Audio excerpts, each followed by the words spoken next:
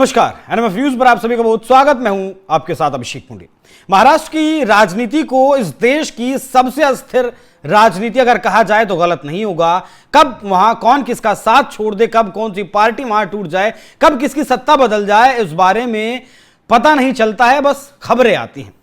इसी को लेकर अब महाराष्ट्र में एक बार फिर से चर्चाएं हैं कि क्या महाराष्ट्र में एक बार फिर से कुछ बड़ा होने वाला है, क्योंकि देवेंद्र फडणवीस की तरफ से खुद कहा गया है कि 2029 तक तो मैं ही शीर्ष पर रहूंगा, दिल्ली मेरे लिए अभी दूर है। तो यहां कांग्रेस का यह मानना है कि यह सीधा एकनाथ शिंदे को संदेश देने का काम मुख्यमंत्री देवेंद्र फडणवीस ने किया है। क्या जो महायुति का गठबंधन है उसमें कुछ उठापटक चल रही है? इन सब विषयों पर चर्चा करेंगे। मेरे साथ मौजूद हैं हमारे वरिष्ठ सहयोगी पंकज प्रसून। सर, बहुत स्वागत आपका। अभिषेक, एक मीडिया के कार्यक्रम के दौरान इनसे ये पूछा गया कि दिल्ली में क्या आप कोई बड़े पद संभालने के लिए तैयार हैं, और इस संदर्भ में बातचीत था कि नरेंद्र के बाद देवेंद्र। और ये महाराष्ट्र के एक चैनल ने पूछा था, इन्होंने कहा कि नहीं, ऐसी कोई योजना नहीं है, अभी मैं 2029 तक महाराष्ट्र में ही हूं और दूर दूर तक इस बारे में कोई ख्याल नहीं। अब बताइए कि ये बयान कैसे किसी के खिलाफ हो गया? कैसे बताइए, एकनाथ शिंदे के खिलाफ यह बयान कैसे हो गया? मैं बार बार ये बोलता हूं कि मीडिया का एक तबका ऐसा है जो बिना खबर के खबर बना रहा है। महाराष्ट्र में सरकार अच्छा काम कर रही है, एकनाथ शिंदे जी अब बहुत अच्छा काम कर रहे हैं, देवेंद्र फडणवीस के अंदर जो मंत्रालय है वो अच्छा परफॉर्म कर रहे हैं, सबसे ज्यादा इन्वेस्टमेंट महाराष्ट्र में आ रहा है, सबसे ज्यादा बड़ी बड़ी इकाइयां महाराष्ट्र में लग रही है। अब बताइए कि अगर पूछा जाता, अगर यही सवाल, तो क्या जवाब होना चाहिए था? कोई मुझे यह बताए ना। कि एक सिंपल सा सवाल था कि क्या केंद्र में आप कोई महत्वपूर्ण भूमिका निभाने जा रहे हैं? क्या नरेंद्र के बाद नरेंद्र मोदी के बाद देवेंद्र प्रधानमंत्री बनने जा रहे? बोला ऐसा कोई बात नहीं, मैं अभी यही हूं। ये तो नेचुरल सा जवाब था। अब इसमें यह कह के हंगामा खड़ा करना कि ये तो एकनाथ शिंदे के लिए था, एकनाथ शिंदे के लिए इशारा था, किसने कह दिया ये बात? और कांग्रेस का अगर कोई नेता कहता है तो क्या उसकी बात को, वो तो क्या है, बेचारे का खुद का पट्टा पड़ा हुआ है, पार्टी बचेगी नहीं बचेगी? आप बताइए ना, किसने कहा ये बात? क्या कोई किस सरकार के किसी मंत्री, विधायक, किसी ने कुछ कहा है? कोई महत्वपूर्ण पद पे पदाधिकारी ने? किसने कह दिया? और मीडिया को कैसे पता चल गया कि ये बात एकनाथ शिंदे के खिलाफ थी? सर, ये बयान जो है ये कांग्रेस नेता सचिन सावंत ने दिया है। कहा है कि एकनाथ शिंदे के लिए प्रत्यक्ष तौर पर यह बयान दिया गया है। लेकिन मैं आपसे ये जानना चाहूंगा कि बीएमसी का चुनाव नजदीक है, इसलिए ये महायुति में फूट है, ये दिखाने की कोशिश तो नहीं कर रहा है ये जो है महाविकास अघाड़ी? नहीं, सचिन सावंत कौन? वो कितना बड़ा नेता है? क्या उसके बयान को क्या कांग्रेस सीरियसली लेती है या नहीं लेती है?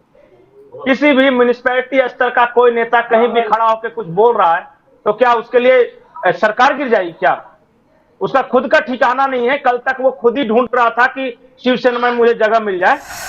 मैं आपको बता रहा हूं कि अभी महाराष्ट्र में नगर निकाय के चुनाव होने वाले हैं। मुंबई में मुंबई नगर पालिका का चुनाव होगा, पुणे म्युनिसिपल कॉर्पोरेशन का होगा। उससे पहले इस तरह के टुच्चे नेता कई तरह के बयान देंगे। लेकिन आपको यह देखना है कि किस सीरियस नेता ने दिया है, या ऐसा नेता ने दिया है जो शहर स्तर का नेता है, म्युनिसिपैलिटी स्तर का नेता है। मैं बार बार एक बात बोल रहा हूं कि कोई भी नेता होता, अच्छा चलिए आप होते तो क्या जवाब देते कि अगर महाराष्ट्र के आप मुख्यमंत्री हैं, आपसे पूछा जाता है कि क्या आप प्रधानमंत्री बनने वाले हैं अभी, तो आपको क्या कहना चाहिए था? यही कहेंगे ना कि नहीं भाई, अभी मैं इस तरह का कोई ये नहीं है, मुझे जो जिम्मेदारी निभा रहा हूं, यही आप बताते ना। अब सामने वाला देखो ये कह रहे हैं कि 2029 तक मुख्यमंत्री रहेंगे, इसका मतलब कि एकनाथ शिंदे का पट्टा काट दिया तो इसका मतलब इसको, अरे ऐसा थोड़ी ना होता है। बहुत फिलहाल कहीं कोई परिवर्तन नहीं होने जा रहा। आपने कहा कुछ बड़ा होने वाला है, खबर यही है कि कुछ बड़ा नहीं होने वाला है, यही दिक्कत है इन लोगों की। और अगर बड़ा होगा भी तो अभी एक पार्टी में टूट होगी। आप भी यहीं रहेंगे और मैं भी यहीं रहूंगा। अब देखते जाइए ना। मैं सब तो टूट चुका है सर, इससे ज्यादा और क्या टूटेगा? बीएमसी का इलेक्शन आने दीजिए ना, आप थोड़ा नजर दौड़ाइए, यहाँ तो एक आध जुड़ रहे हैं, पार्टी ठाकरे बची हुई बंधु होगी साथ जो आ नहीं गए टूटी हैं, अब तो कंधे पर भी हाथ रख दिया। अरे कहां साथ आए बेचारे, चुनाव साथ लड़ता नहीं है, दोनों को जबरदस्ती पकड़ के कहीं एक जगह खड़ा करके फोटो खिंचवा दिया जाता है बार बार, और आप बार बार बोलते हैं कि साथ आ गया। एक भी सीट पे समझौता हुआ है दोनों के बीच? मैसेजिंग का तो काम कर ही रहे अरे हैं ना। अपने कहां काम करे, किसी कार्यक्रम में दोनों को कोई भी एक बड़ा उद्योगपति लेके आ जाता है, जबरदस्ती फोटो खींच जाता है, इसके अलावा क्या हुआ है? और अरे दोनों एक ही समझौता करते कि मेरे बेटे के खिलाफ तुम नहीं लड़ना, तेरे बेटे के खिलाफ मैं नहीं होगा, खाली बेटा बेटा चल रहा है। बस कहां पार्टियों का कहां समझौता हो रहा है? आप ठीक है, लोग बड़ा उनके तरफ तो बड़ा पॉजिटिव ठीक है, दिखाते हैं देखिए, कि एक हो गए, और यहाँ बेचारा एक नॉर्मल बयान भी मुख्यमंत्री दे रहे हैं तो कह रहे कि अब सरकार हिल रही है। देखिए सर, जिस ऐसा तरीके थोड़ी से ना होता देवेंद्र है। फडणवीस के इस दूसरे कार्यकाल में महाराष्ट्र में योजनाएं चल रही हैं और विकास के पथ पर जिस तरीके से आगे बढ़ रहा है महाराष्ट्र, उसकी बराबरी नहीं कर सकता विपक्ष। क्या इसीलिए सारे षड्यंत्र अब रचे जाएंगे? क्योंकि रचे जाते रहे हैं पिछले 2-4-5 महीनों में भी। अरे अभिषेक, षड्यंत्र रचने के लिए भी ताकत होनी चाहिए। मतलब कोई चैलेंज लायक स्थिति तो बने तब ना।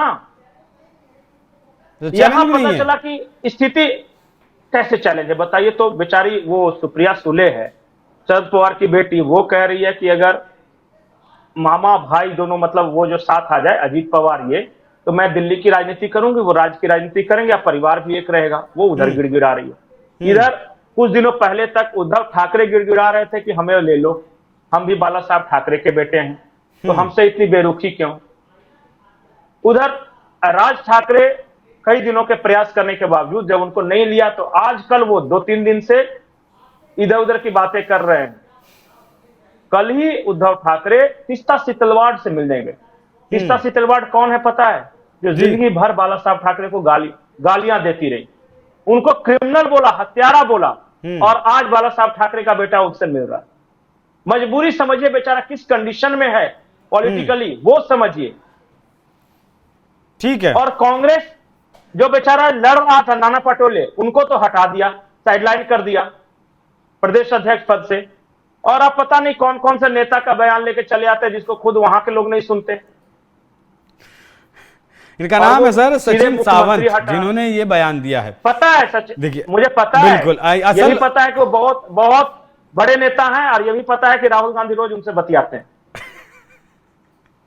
ठीक है। तो एक प्रोग्राम के दौरान, कार्यक्रम के दौरान दिल्ली को लेकर देवेंद्र फडणवीस से सवाल पूछा गया, जिसके जवाब में उन्होंने सिर्फ इतना कहा कि 2029 तक, मतलब सीधा तो संदेश तो यह था कि मैं अपना कार्यकाल पूरा करूंगा बिना किसी दिक्कत के, बिना किसी कोई भी उसमें कोई परेशानी नहीं आएगी, मैं अपना कार्यकाल पूरा करूंगा। लेकिन कांग्रेस पार्टी ने जिस तरीके से पेश करने की कोशिश की है महाराष्ट्र की जनता के सामने, उसे सब समझ रहे हैं, और इस षड्यंत्र में, साजिश में कोई भी दम किसी प्रकार का नहीं। बाकी महायुति का जो गठबंधन है वो महाराष्ट्र में अच्छी खासी सरकार चला रहा है और अच्छे से सरकार चला रहा है। बाकी पंकज जी, बहुत बहुत धन्यवाद आपका इस चर्चा में जुड़ने के लिए। बाकी दर्शकों, आप इस विषय पर, कांग्रेस की साजिश पर क्या राय रखते हैं, कमेंट बॉक्स में जरूर बताइएगा। नमस्कार।